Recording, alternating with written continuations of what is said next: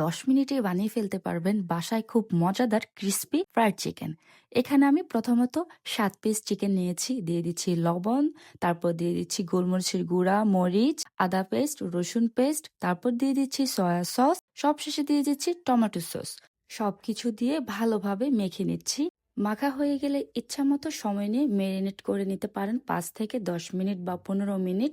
তারপর এখানে 2 কাপ ময়দা নিয়ে একটা ছাঁকনি দিয়ে ভালোভাবে ছেঁকে নিব, যেন খুব সুন্দর একটা ঝরঝরে ভাব আসে। আমার কিন্তু ছাঁকনি দিয়ে ছেঁকে নেওয়া কমপ্লিট। দিয়ে দিচ্ছি আদা গুঁড়া 1 চা চামচ, রসুন গুঁড়া 1/2 চা চামচ, হোয়াইট গোলমরিচের গুঁড়া 1/2 চা চামচ, মরিচের গুঁড়া 1 চা চামচ, 1/2 চা চামচ লবণ।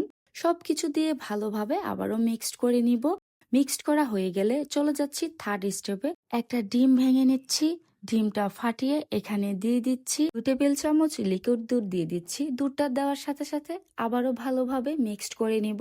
দুধ আর ডিমের মিশ্রণটা এক পাশে রেখে এই যে দেখেন আমার কিন্তু ম্যারিনেট করা কমপ্লিট। আমি এখন একটা চিকেনকে ভালোভাবে এটার মিশ্রণটার সাথে একটু কোট করে নিব, তবে চেষ্টা করবেন ভালোভাবে চেপে নেওয়ার জন্য।